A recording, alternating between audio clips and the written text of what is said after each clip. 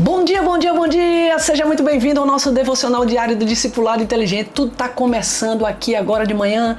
Tudo começa de manhã e eu quero que você já comece dando glória a Deus porque Ele é bom, porque Ele venceu tudo, absolutamente tudo que parecia ser impossível. Esse é o tema dessa semana.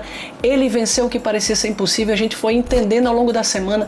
A gente hoje está na lição 6, no episódio 6, no princípio 6, na visão 6 dessa nossa trilha da semana, entendendo sobre argumentos e provas de que Ele venceu o que parecia ser impossível. Amém? E o tema de hoje é a missão dos vencedores. Qual a tua missão? Qual a minha missão? Nós somos os vencedores. Por que nós somos vencedores? Porque nós escolhemos acreditar, confiar naquilo que Deus falou. Eu terminei o episódio de ontem dizendo exatamente isso para você. Não esqueça do que Deus falou. Não esqueça do que Deus prometeu. Não esqueça que Ele é capaz de fazer coisas muito maiores do que você pode pensar ou imaginar. Não esqueça do que Deus falou. Somos vencedores porque nós não esquecemos do que Ele falou. Nós nos apropriamos daquilo que Ele falou e nós continuamos crendo, por mais que em volta de nós as pressões são grandes e tudo parece que não vai dar em nada.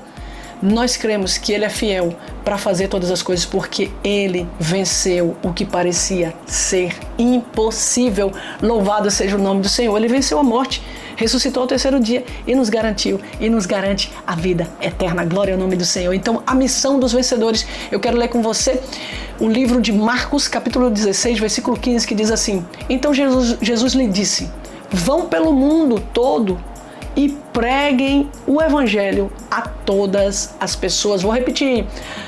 Então Jesus lhe disse: Vão pelo mundo todo e preguem o evangelho a todas as pessoas. Essa é a missão dos vencedores. Aqueles que foram revelados por Jesus como filhos amados, eu, você, aqueles que foram comprados com o sangue do Cordeiro e receberam esse sangue, receberam a Jesus Cristo como Senhor e Salvador, mas não somente como Salvador, mas como Senhor. O texto fala Senhor e Salvador, né? Primeiro eu preciso entregar a minha vida a Ele para que Ele tenha domínio sobre a minha vida e seja Senhor e Salvador da minha vida. Então, aqueles que abraçam a missão, aqueles que recebem essa missão, a nossa missão dos vencedores é ir por todo mundo e pregar o evangelho a toda criatura. É convocarmos o povo a ouvir mais a respeito de Deus. E aí deixa eu te falar uma coisa que é muito preciosa e muito importante. Eu vou até chegar mais perto de você aqui para te contar. Você precisa ser a revelação de Cristo Jesus nessa terra, nesse tempo, nessa geração. É isso que você tem que fazer. Não importa qual idade que você tem, porque isso não é um critério que vai desconsiderar o seu valor, a sua importância e o quão você é precioso nessa jornada. Porque qualquer que seja a tua idade, você vai ter, de alguma forma, a oportunidade de pregar o evangelho a todos que estão em tua volta. Quer sejam teus professores, teus pais, quer sejam teus parentes, quer sejam teus vizinhos, quer sejam teus amigos, quer sejam os colegas da sala de aula, quer seja a menina que lava o banheiro da escola, ou que limpa o banheiro da sua casa, ou que limpa a sua casa, ou que limpa a escola, ou a pessoa que te entrega o lanchinho.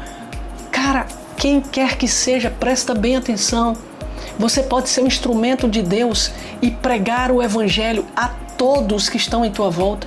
Quando você fala do amor de Deus, quando você tem compaixão, quando você tem amor, quando você vê um colega, um amigo da escola que quer excluir o outro e você se posiciona: eu não vou excluir ninguém, porque eu não sou daqueles que excluem, mas aqueles que incluem, que recebe, que acolhe, que ama, que abraça, que aconselha, que ensina, que ajuda, que apoia. Então, isso é pregar o evangelho. Pregar o evangelho não é só pregar a Bíblia e começar a fazer um sermão e falar aquelas palavras bonitonas. Não, o evangelho é pregado no dia a dia, na forma como você lida com as pessoas, quando você tem compaixão e misericórdia, quando você está jogando futebol e você vê a pessoa que está jogando no outro time caiu e se machucou e você não fica feliz por isso, você fica triste porque o cara se machucou, porque o outro atleta se machucou. Não é sobre a vitória que você vai ter porque ele se machucou, mas é sobre um amigo, um colega, alguém que você ama que está machucado. Então, a gente precisa pôr os olhos nesse lugar para que a gente seja, de fato, aqueles que pregam o evangelho. Pregar o evangelho não é só com os lábios, pregar o evangelho é com a vida. A sua vida é um testemunho vivo de quem prega o evangelho. Eu me lembro agora de Pedro Paulo. E Pedro Paulo é um menino que assiste o Discipulado Inteligente. A mãe dele me mandou uma foto dele com mais 3 ou 4 amigos que ele trouxe para a igreja. Sabe quantos anos o Pedro Paulo deve ter? Acho que uns 9 anos. Esse cara é um grande evangelista. E Pedro Paulo, vai um beijo para você aqui, tá? Sua mãe não pediu para fazer isso, mas eu senti agora em fazer isso. E dizer para você que eu tenho orgulho de quem você é, do grande missionário e homem de Deus que você tem se tornado. E você também que está me ouvindo agora, que não é Pedro Paulo, mas são outros que estão me ouvindo. Você também pode se tornar como Pedro Paulo, alguém que atrai as pessoas para Jesus, independente da tua idade. Se você se comprometer em encher teu coração de alegria, ser contente, ser satisfeito, ter prazer no Senhor, você vai exalar, ou seja, vai botar para fora tanta alegria, meu irmão, que as pessoas vão ser contagiadas e tocadas por conta do teu testemunho. Então seja Jesus. Ai, Tia Bel, como você é Jesus? Seja Jesus e revele Ele. Ele está dentro de você, revele Ele num sorriso, num abraço, numa palavra amiga, numa misericórdia que você tem por alguém. Faz isso que você vai estar pregando o Evangelho a toda criatura. Um beijo grande para você, te vejo amanhã, tchau, tchau.